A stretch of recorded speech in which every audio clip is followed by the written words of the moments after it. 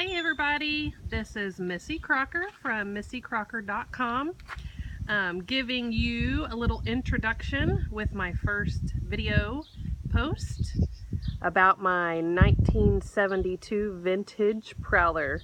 I have big dreams for this little guy, and I'm just getting started, so I just wanted to kind of document everything to hopefully inspire some others to grab some old treasures and make them new to help serve a purpose and inspire your life. So here she is, 1972 vintage Prowler. As you can see, she's in pretty decent condition. I'll do a little walk around here. There's some, a little bit of hail damage.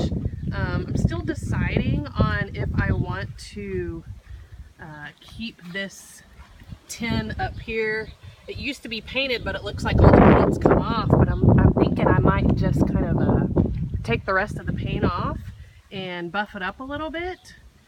I think it'll have a little better wear throughout the years if I do that, so I don't have to keep repainting it. But you can see that center stripe is a good white, so I think I'm going to go ahead and paint those portions. But the back over here, you can see all the lights are intact except for this little guy right here. So we'll need to replace that. Here's the bumper that needs a good power washing and scrubbing. I don't know if I'm going to paint it yet. Probably will. It looks like it's pretty rusty underneath there. Here's the back side. As you can see, pretty much everything is there. These are the original rims. We put new tires and newer tires on there. We do have, this is the only window that's got a little crack in it, but it's not a hard crack, it's just a soft crack. So I think that in time we'll have to replace that. And as you can see, cargo came equipped with all the attachments. I was super stoked about that. A lot of people are asking how I found this vintage camper.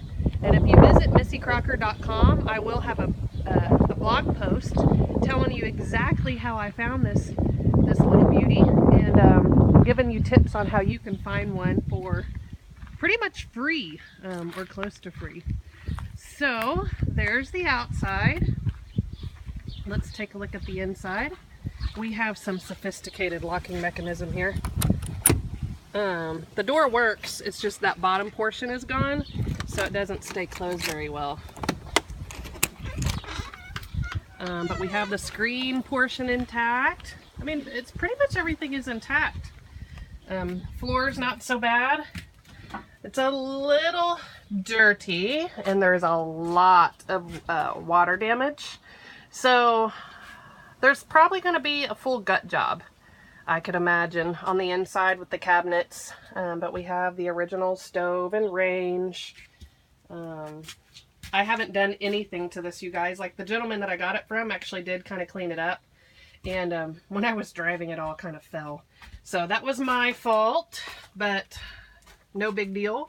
We got some nice little vintage meat dryers or meat dehydrators here. But as you can see, I mean, everything's still here and still intact. Just some water damage. I mean, we have a functioning curtain, and the tracks, and everything's in good shape.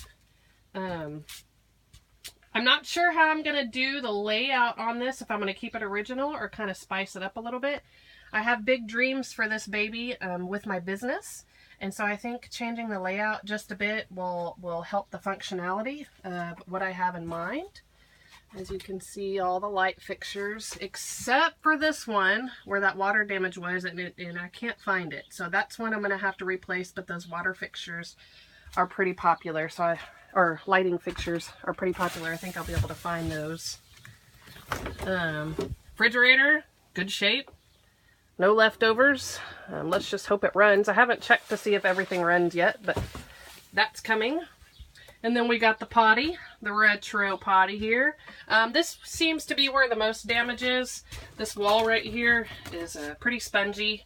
The outer shell seems okay, but I know that the inner shell, or the inner insulation and all that stuff's going to need to be replaced. But all the hardware for the shower and everything is good here. Love this cute little retro medicine cabinet. It works. great order. All the lighting, I mean, everything's here. So, as I said, on missycrocker.com, I have great tips on how to find a vintage trailer for yourself, to be a little inspiration for your life, just for, you know, glamping or camping, or to use for your business. So hop on over there and I will give you some tips and tricks on how to find your very own vintage trailer. And please stay updated with me, because I am going to give step-by-step processes on how we have revamped this beauty. And I hope to inspire some of you guys to do the same.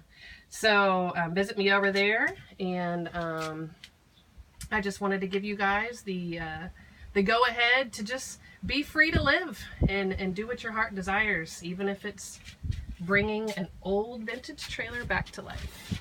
So, from our little homestead here in Mason, Texas, we'll see you on the next video.